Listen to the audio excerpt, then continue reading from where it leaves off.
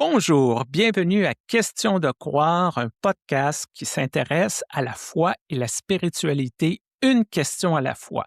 Cette semaine, la dépendance est-elle un problème spirituel?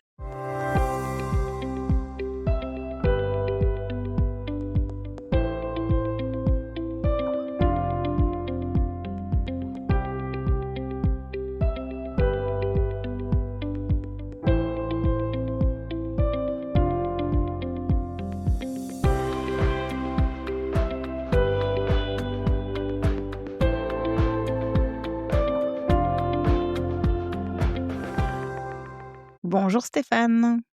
Bonjour Joanne, bonjour à tout le monde qui nous écoute. Je trouve cette question toujours intéressante à poser en début de carême. Dans les groupes WhatsApp que j'anime, je sais même plus depuis combien de temps, mais c'est vrai que maintenant c'est vraiment devenu une discipline spirituelle. Je parle toujours de cette notion d'évaluer son rapport de dépendance aux choses au début de carême. Et pour moi, l'objectif, c'est pas tant d'arrêter de faire ceci ou de plus manger cela. Tout le monde aimerait être moins dépendant à plein de choses, les écrans, le chocolat, la cigarette. Mais c'est surtout d'arriver à poser un regard authentique, franc, net sur ce phénomène de dépendance. Je ne sais pas si elle m'écoute. J'ai une copine qui m'avait dit une fois, je trouve que tu vas un peu fort avec ton histoire de dépendance. Moi, je suis pas dépendante au chocolat. C'est juste que le soir, en rentrant du boulot, après avoir mangé, je suis un peu crevée. Et puis en regardant une série où je mange des petits chocolats sans faire attention, je ne suis pas du tout dépendante. Non, non, Et puis il y a pas longtemps, j'ai aussi quelqu'un, qui m'est assez proche, qui, fait usage, de la pornographie. C'est un choix dans sa vie en tant que personne chrétienne. Et cette personne m'a dit: «Ah, tu as parlé dans les dépendances de la pornographie, mais on est bien d'accord que c'est pas toute la pornographie qui rend nécessairement dépendant». Je sais pas. Et puis après on a une discussion sur les différents types de pornographie, les pornographies éthiques et cetera. J'ai dit: «Bon, en fait, moi, je suis pas là en train de décider qu'est-ce qui est éthique ou pas dans nos pratiques. Tu vas pas me dire que parce que tu bouffes tous les soirs 200 grammes de chocolat écolo, bio, commerce équitable, c'est pas une dépendance. Et donc, c'était intéressant parce que j'ai réalisé qu'on pouvait, sous prétexte d'une étiquette éthique, déclarer que telle ou telle pratique n'était pas une dépendance, tu vois. Si c'est du chocolat bio, tout de suite, tu es beaucoup moins dépendante. on a tendance à mettre la responsabilité sur l'objet et pas sur soi. C'est la faute de l'objet, c'est la faute de l'autre, c'est la faute de la situation. Dans des églises plus évangéliques, dans le sens nord-américain, c'est l'œuvre du mal, c'est l'œuvre de Satan. On va faire une grande campagne pour renoncer à la drogue, à la musique satanique, au lieu de réfléchir sur soi-même et de prendre conscience que c'est peut-être pas un problème moral, c'est peut-être pas un problème spirituel. Souvent, c'est des problèmes biochimiques dans notre cerveau, là, qui créent une certaine forme de dépendance, mais on pense qu'on peut régler ça un peu, magiquement. J'ai déjà eu quelqu'un qui m'a dit: «Prie pour moi pour que j'arrête de fumer». J'ai dit: «Bon, je peux bien prier pour toi, mais tu sais qu'il y a des traitements qui peut-être vont être plus efficaces que ma prière. On peut jumeler les 2. Tu peux sentir que je prie pour toi puis que je t'appuie dans ton processus, mais juste mes prières, je suis pas sûr que ça va être suffisant, là, si tu fais pas ton effort». Mais il y a cette idée-là de le Seigneur guérit tout, au lieu de dire, ben, peut-être que dans ta foi, dans ta spiritualité, dans ton église, tu vas trouver un appui pour amorcer cette démarche-là, pour aller à l'intérieur de toi-même, pour voir est-ce que cette dépendance-là vient d'une blessure ou est-ce que c'est la chimie de ton cerveau là, qui est débalancée puis que tu as besoin d'aide médicale. Oui, parce qu'en fait, c'est pas notre corps de métier. Nous, on n'est pas des neurobiologistes, on peut pas faire des analyses des gens pour comprendre si c'est un problème chimique, si c'est un problème psychologique. Nous, ce qu'on peut, c'est accompagner, donner des outils et des ressources. Et puis, il s'agirait pas de remplacer une dépendance par une autre, parce que moi, j'en ai croisé sur mon chemin de foi des personnes qui avaient effectivement tel ou tel souci, souvent des dépendances, et qui allait constamment à toutes ces prières et qui était délivré pour 1 semaine, pour 2 semaines, puis après fallait retourner aux prières et puis fallait demander l'onction et puis fallait parler en langue et puis il fallait je sais pas quoi encore et puis souvent aussi donner des sous parce que, tous ces ministères ont besoin d'argent pour être financés et ça m'a semblé toujours dingue, en fait, parce que ce serait quand même extrêmement cynique que de partir du principe que ce sont des personnes qui ont besoin d'une aide aussi autre, hein, que religieuse, que c'est ces personnes-là qui doivent faire tourner notre boutique en quelque sorte. Nous, on est là en fait pour nous occuper d'elles, pas pour partir du principe que leur argent ou leur participation est nécessaire à ce que ça tourne. À un moment donné, c'est pas cohérent du tout. Moi, j'ai une autre réflexion qui est souvent quand on parle de dépendance avec les gens, comme je l'ai dit dans mon anecdote de départ, on ne sait pas trop de quoi on parle. Souvent, on a une mauvaise compréhension. Je me rappelle par exemple de quelqu'un que je connaissais qui faisait beaucoup de haute montagne et qui prenait des risques et qui pouvait pas imaginer, de ne pas consacrer son week-end à ça. Et puis les gens vraiment étaient admiratifs, saluaient ça: «Bravo, impeccable, c'est bon pour la santé». Mais en fait, c'était des risques et c'était de l'adrénaline et là où il y a de l'adrénaline, il y a de la dépendance. Et puis par contre, quelqu'un, comme moi, voilà, qui est obèse, en surpoids ou je sais pas qu'est-ce qu'on dit et qui mange du gâteau, je sais pas quoi. Ouh là, attention, ouh là là, dépendance au sucre, pas bien pour la santé, tout ça. Sauf qu'aux dernières nouvelles, enfin jusqu'à maintenant, moi j'ai jamais fait chier personne en haut de la montagne à me casser la jambe, à faire venir un hélicoptère. Moi, aux dernières nouvelles, voilà, je bouffe mes trucs, je vis comme je vis. Et puis, je me gère, quoi. Donc ça me fait un peu marrer, qu'il y ait des dépendances qui sont déclarées très saines, très sportives et puis d'autres, qui sont vraiment pas bien. Ouh là là, terrible. C'est vrai qu'il y a une question de moralité derrière nos jugements face à la dépendance. «Ah, tu es en surpoids, ben, mange moins». Et il y en a d'autres, ben là, pauvre toi, tu as une dépendance, je sais pas, aux paris sportifs. Ah, ça, c'est le méchant capitalisme. J'appellerais ça quasiment une absence de compassion. Des fois, j'ai l'impression que les églises abordent les questions de dépendance sous l'angle de la charité. On va aider ces pauvres gens au lieu de dire: «On va avoir de la compassion pour quelqu'un qui souffre, pour quelqu'un qui a perdu contrôle sur sa vie, pour quelqu'un qui essaie de remplacer des manques pour autre chose, pour une personne qui est en déséquilibre psychique». On va essayer de voir Dieu dans cette personne. Je pense que ça a un effet dans la façon qu'on aborde les questions de dépendance et d'addiction. Je me pose, cette question comme ça. Finalement, est-ce que Jésus avait une dépendance? Pourquoi il avait besoin d'être toujours avec 12 gars? Et pourquoi il a besoin de marcher tout le temps aussi? Et puis Paul, il avait une dépendance aussi un peu. Il avait quand même un peu besoin tout le temps d'écrire des lettres ou d'être important. Puis David, oh là là, les dépendances de David. Si on commence la liste là, je crois qu'on n'en finit plus, hein. Et puis tous les personnages bibliques avaient une dépendance au pouvoir.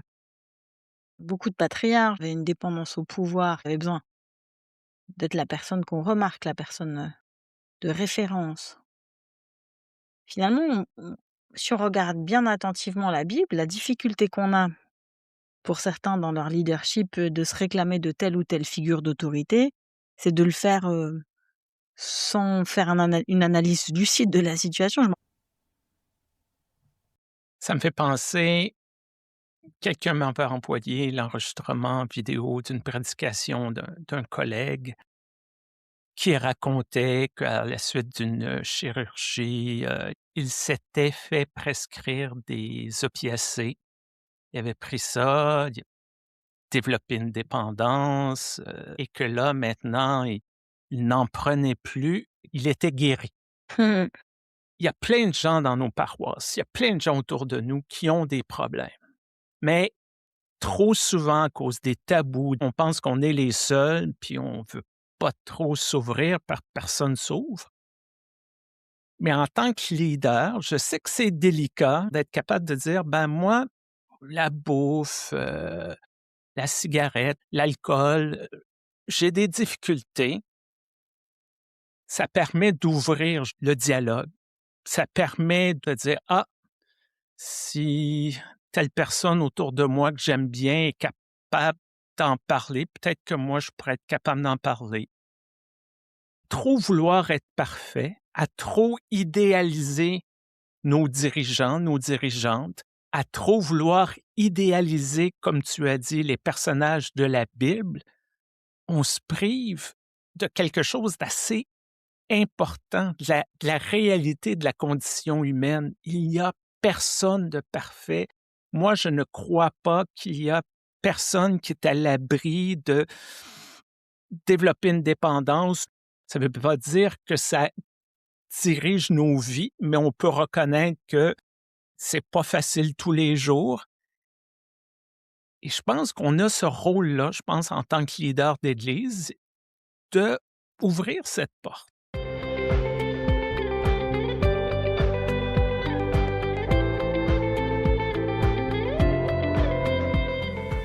Ça nous amène quand même aussi à une question délicate. Alors, on n'est pas du tout dans les mêmes contextes, toi et moi. On n'a pas les mêmes modalités de salaire. Moi, dans mon cas, il vient d'un impôt général qui est réparti et qui se traduit sous forme d'enveloppe budgétaire pour l'Église réformée du canton de Vaud. Vous, bah, je pense qu'il vient des dons des fidèles, j'imagine, et puis aussi sûrement un peu de l'immobilier, du placement, même si c'est du placement éthique, quoi. Ouais, c'est ça. Ben, finalement, ça pose aussi, la question de la dépendance économique. Finalement, on dépend toujours un peu de quelque chose ou de quelqu'un, que ce soit de l'argent de l'État ou bien des grands donateurs. Je pense à l'Église protestante unie de France où ils menaient une réflexion sur le fait que les grands donateurs, disparaissent progressivement. Ces grandes familles réformées, les Peugeot, les Hermès, enfin toutes ces grandes familles protestantes qui avaient un petit peu cette tradition d'être grands donateurs. Maintenant, il y a des générations qui arrivent qui sont moins sensibilisées à ça ou moins intéressées par ça, qui font des dons ailleurs. Et finalement, quelle est la solution pour éviter d'être dépendant en tant que ministre du culte?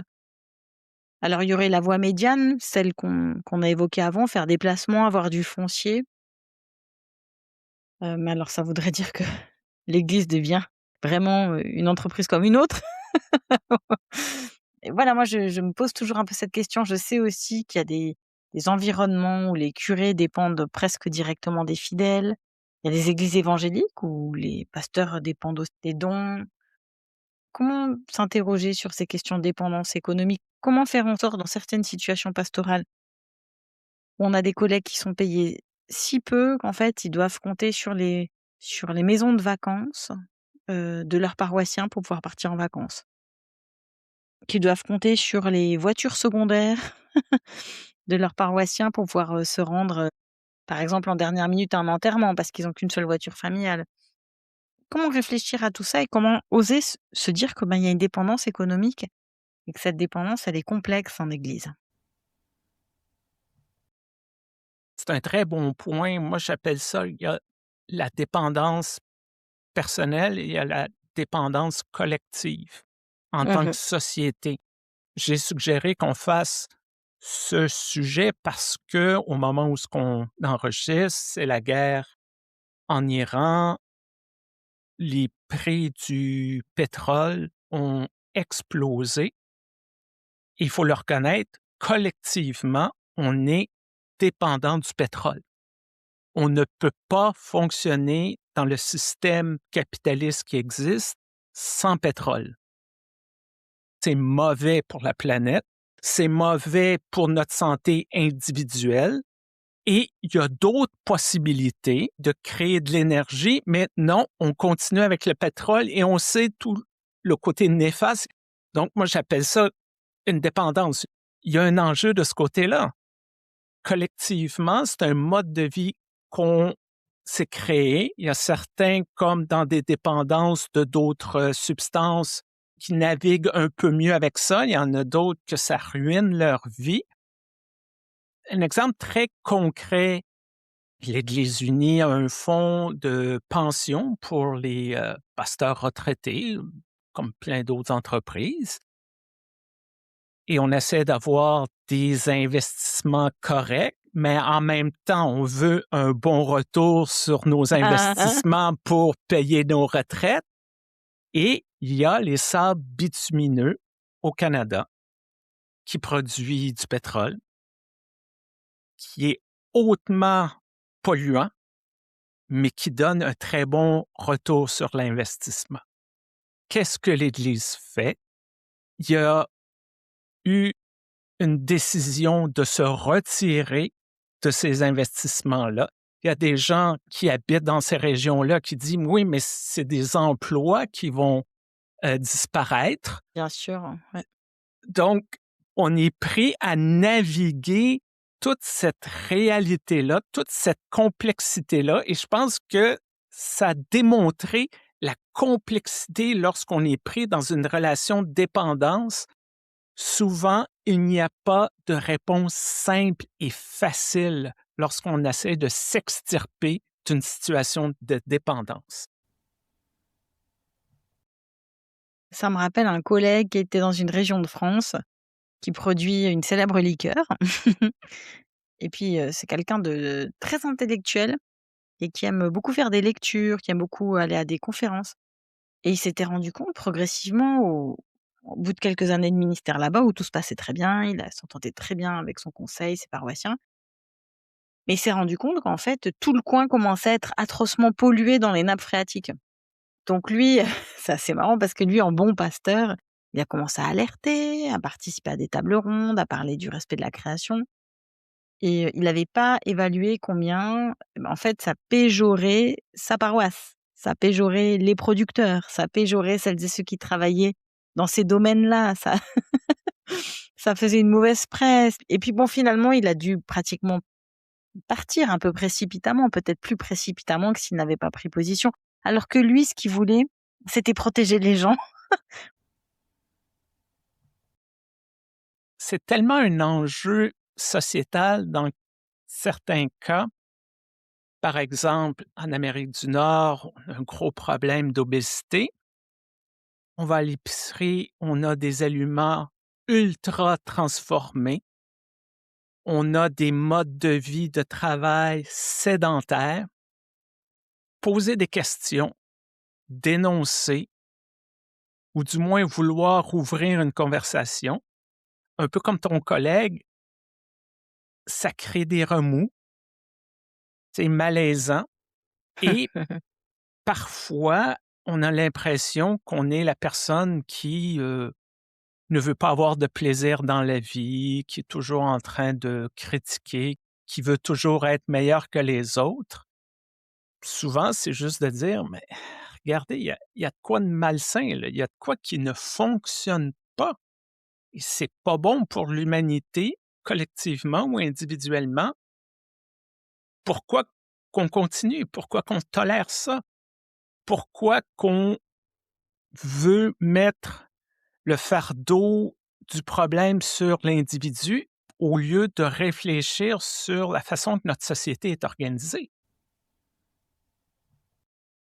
Et puis aussi de réfléchir à la façon dont nos églises sont organisées. Parce que en t'écoutant aussi, je me disais, il y a tellement de phénomènes de codépendance en église. Alors moi, évidemment, moi je suis ministre, c'est vrai que j'ai pas de paroisse à moi, mais je pense directement à celle, ministre conseil de paroisse. Des fois, il y a quand même des phénomènes forts de codépendance, hein. Le concept un peu malheureux ensemble, malheureux séparés, en fait. Ou alors, tellement heureux ensemble que, ben, on est trop malheureux quand on est séparés. Moi, je me dis toujours, on a un ministère d'accompagnement de la libération. Alors ça nous demande à nous-mêmes d'être des personnes très libérées, avec un temple intérieur fort, en fait, et d'être des êtres, qui cultivent leur liberté intérieure. Et en même temps, cette liberté intérieure, comment est-ce qu'on peut la cultiver? Quand, il y a des phénomènes qui nous précèdent, qui sont là avec des conseils très coercitifs ou bien très autoritaires ou qui attendent de nous d'être très autoritaires ou très coercitifs. Et puis après aussi, il y a des communautés qui attendent de leurs pasteurs d'avoir des instructions. Il y a encore 20 ans, quand on a débuté, enfin, c'est mon mari qui a débuté en paroisse, puis moi j'étais dans d'autres ministères, mais je me rappelle d'une réunion qui m'avait rapporté où il y avait une discussion au conseil qui était pas simple sur je sais plus quel sujet, mais un sujet pas simple. Puis à un moment donné, quelqu'un a dit: «Bon, ça suffit, on arrête la discussion, c'est au pasteur de trancher». Non, mais non, en fait, Malraux l'a dit quoi, Malraux avait dit que maintenant le monde à venir devait être un monde, adulte, un monde libre, un monde réfléchi. C'est l'intelligence collective qui doit nous porter et quand on est toujours dépendant de l'avis de l'autre ou bien dépendant du discernement de l'autre, alors qu'il y a tellement de choses à mettre en commun pour faire fonctionner l'intelligence collective, c'est presque, de mon point de vue, puis là je suis peut-être un peu excessive, c'est presque une insulte à l'esprit sain en fait.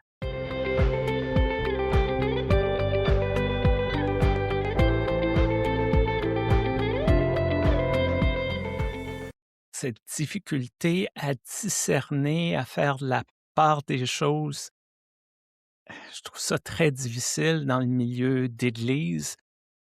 Par exemple, l'Église unie était très impliquée dans les mouvements de tempérance, au début du 20e siècle, contre l'alcool. Maintenant, ça a été remplacé par le gambling. Donc Ah oui, les paris quoi. oui, il y a des problèmes, il y a des gens qui perdent, tout, même leur vie, en allant au casino. Mais parfois, lorsqu'on va trop loin, moi, je trouve que ça devient quasiment ridicule. Par exemple, dans une ancienne paroisse, il y avait un groupe de femmes qui avaient fait une courte pointe, puis ils disaient: «Bon, on va, vendre des billets, puis, les profits vont aller à la paroisse, puis on va vendre 100 billets, 10 $ chacun». Et les gens, ils ont dit: «Ah non, non, non, non, ça c'est des paris, c'est du gambling, c'est non, non».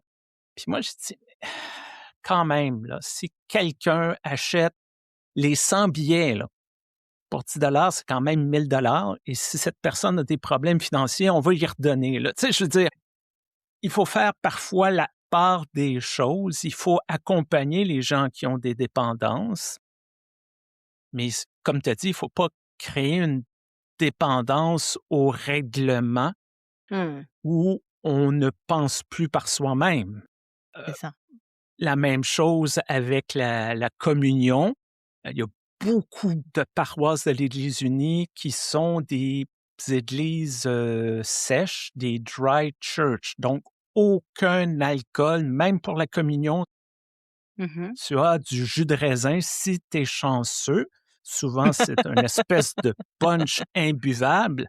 Ouh Et là! moi, je sais que pour certaines personnes, théologiquement, c'est important d'avoir du vin. C'est peut-être qu'on pourrait avoir du vin rouge dans les petits gobelets et du jus de raisin blanc. Donc, c'est assez clair, rouge, c'est alcoolisé, blanc, ça ne l'est pas.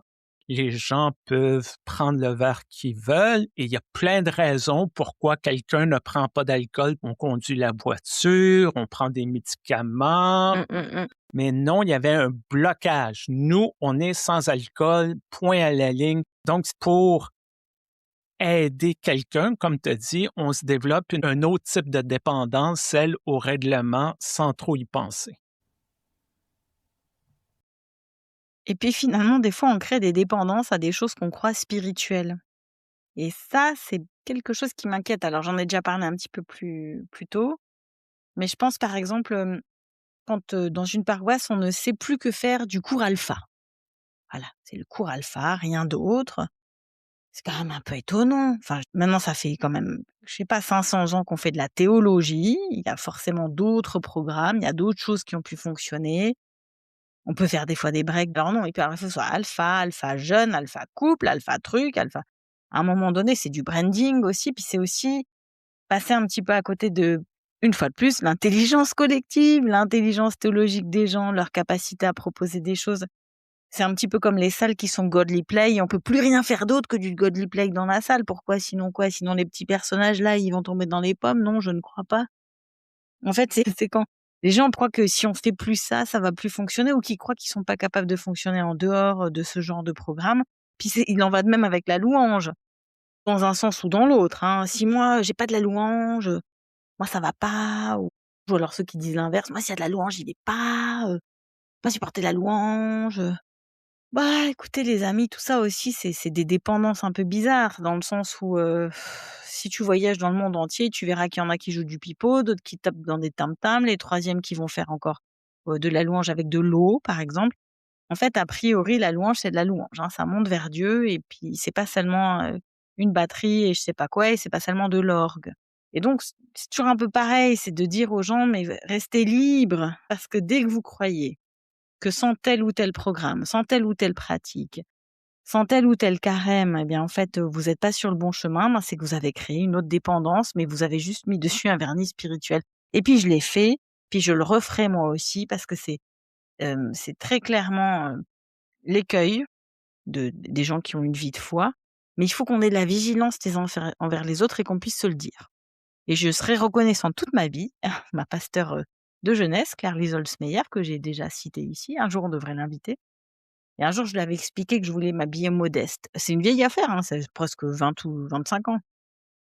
Et puis, c'est marrant parce qu'elle m'avait dit un truc tout simple. Elle m'a dit: «Oh, mais quand il fait très chaud quand même». Et je la remercierai jamais assez parce que ce bon sens de la pasteur qui dit: «Bah oui, bon, bah, écoute, si tu as envie de t'habiller modeste, mais bon, quand il fait très chaud, ça vaut en fait, 10 000 prédications. Et vous, chers auditeurs, chères auditrices, vous avez des situations, des histoires, des anecdotes à nous raconter sur la dépendance ou bien notre épisode vous a un peu agacé parce que vous êtes super, super fan, de la louange? Expliquez-nous, racontez-nous, écrivez-nous! Merci Joanne pour cette conversation. Oui, écrivez-nous question de croire @gmail.com. On a aussi le groupe WhatsApp où on essaie de continuer nos conversations ou toute autre conversation que les gens de la communauté veulent avoir. Le lien est dans la description de l'épisode. Je veux prendre quelques secondes pour remercier l'Église unie du Canada et son site internet Mon Credo qui relaie nos podcasts et qui offre d'autres contenus sur la foi et la spiritualité. Merci à Réforme qui relaie aussi notre podcast. N'oubliez pas de partager, d'aimer, soyez des évangélistes pour notre projet. Et je te souhaite une très bonne semaine, Joanne. Merci à toi aussi Stéphane.